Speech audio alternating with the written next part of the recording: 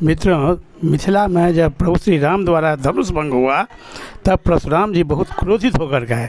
दरअसल में परशुराम जी का वो क्रोध नहीं था, परशुराम जी को शिव धनुष लौटाना था जो विष्णु भगवान ने धरोहर दिए थे परशुराम जी को। वो परशुराम जी को वह धनुष लौटाना था।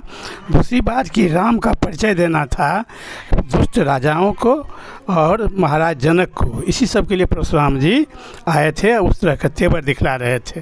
अब विस्तृत कहानी सुनने के लिए वीडियो के अंत तक बने रहिए। जब धनुष यज्ञ में प्रभु श्री राम ने धनुष को भंग कर दिया तो परशुराम जी महादेव के परम भक्त शिष्य थे। महादेव उन्हें संकेत दिए कि मिथिला में सभी दुष्ट राजाओं ने भी आया है। जो अच्छे राजा थे वो तो जान रहे थे कि राम भगवान के अवतार हैं, बहुत सारे दुष्ट राजा भी थे। वे लोग प्लान बनाने लगे कि राम से सीता हम लोग रास्ते में ही छीन लेंगे। सभी लोग एक साथ मिल करके युद्ध करके सीता को हम लोग छीन लेंगे। तो परशुराम जी को इस स्थिति को देखना था। और दूसरी बात यह था कि विष्णु भगवान ने परशुराम के पूर्वज को धनुष दिए थे धरोहर रूप में कि जब हम राम रूप में पृथ्वी पर अवतार लेंगे तो ये धनुष आप लौटा दीजिएगा। तो वह धनुष भी लौटाना था। परशुराम जी विष्णु भगवान के ही अंशा अवतार थे, तो उनको अब जब राम अवतार हो गया तो परशुराम जी को अपना पावर भी सीमित करना था। अब साक्षात विष्णु भगवान आ गए, इसी सब उद्देश्य से परशुराम जी आए। तो सबको पहले भयभीत करना था दुष्ट राजाओं को, इसलिए अपना तेवर दिखलाने लगे। डर से सभी राजा लोग जो दुष्ट राजा थे कांप उठे परशुराम जी को देखते ही। चूँकि परशुराम जी 21 बार क्षत्रिय विहीन इस पृथ्वी को किए थे, तो उनको देखते ही परशुराम जी को देखते ही सभी राजा लोग डर से कांप उठे। और परशुराम जी अपना धौंस खूब दिखलाए। थोड़ा सा लक्ष्मण से भी बाती हुई। ये सारे उनका समझिए कि एक तमाशा करना था, अपना पावर भी दिखलाना था और राम का पावर भी दिखलाना था। उसके बाद जब राम से बात होने लगी तो परशुराम जी अपने दिव्य दृष्टि से पहचान गए कि ये साक्षात विष्णु के अवतार हैं। उसके बाद परशुराम जी अपना सारा काम करना शुरू किए। भगवान राम को अपना धनुष लौटा दिए जो विष्णु भगवान ने उनके पूर्वज को धरोहर रूप में दिए थे, तो वह लौटा दिए और कहे कि इस पर बाण चढ़ा करके आप देख लीजिए।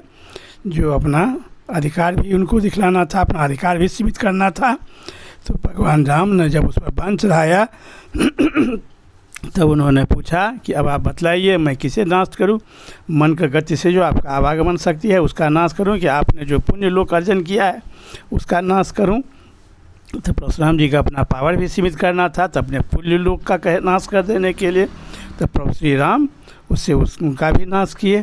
उसके बाद परशुराम जी महाराज जनक को राम का परिचय दिए कि महाराज जनक, आपके कई जन्मों के प्रभाव पुण्य के प्रभाव से राम तुम्हारे धाम में पधारे हैं। ये सीता और राम की शादी, सीता साक्षात लक्ष्मी के अवतार हैं, राम विष्णु भगवान के अवतार हैं। तो इनका शादी महादेव के आशीर्वाद से ब्रह्मा जी ने इसको तय किया था, इसलिए ये शादी होना ही है। और बहुत धूमधाम से तुम ये शादी करो, तुम्हारे कई जन्मों का पुण्य का उदय हो गया है, इसीलिए राम तुम्हारे धाम में पधारे हैं और तुम बहुत धूमधाम से यह शादी रचाओ ताकि राम सीता का विवाह धूमधाम से होना चाहिए। दोनों लक्ष्मी और नारायण हैं। तो ये परिचय उनको दिए और परशुराम जी को देखते ही सभी राजा लोगों का होश उठ गया था। क्योंकि 21 बार उन्होंने संपूर्ण पृथ्वी को राजाओं से विहीन कर दिए थे, सभी दुष्ट राजाओं को मार दिए थे, तो वे सब भी करना था। तो ये सारे काम करने के उद्देश्य से परशुराम जी मिथिला पधारे थे और बखूबी बहुत अच्छे ढंग से अपना सभी काम संपादन करके पुनः परशुराम जी वहाँ से चले गए और जनक महाराज को कहे थे कि बहुत धूमधाम से यह शादी तुम रचाओ। उसके बाद महाराज जनक बीजू परशुराम को देख करके बहुत भयभीत हो गए थे। इस बात से वे भी बहुत प्रसन्न हुए और बहुत प्रसन्नतापूर्वक सीता और राम की शादी की तैयारी होने लगी। उसके बाद महर्षि विश्वामित्र से पूछे कि ये शादी अब कैसे क्या हो हम करें? तो जब महर्षि विश्वामित्र ने कहे कि तुम्हारे कुल का जो तुम्हारे कुल का जो परंपरा है उसी रीति रिवाज से तुम शादी करो। विवाह तो वैसे धनुष के अधीन था, विवाह तो तय हो गया कि दोनों का विवाह होना है, धनुष के अधीन ही विवाह था। अब अपने कुल के परंपरा के हिसाब से अपने पुरोहितों से विचार विमर्श करके तुम शादी करो। महाराज दशरथ को खबर भेजो, दशरथ महाराज बारात लेकर के आए और बड़ा धूमधाम से सीता और राम की विवाह हुई। बहुत बहुत धन्यवाद।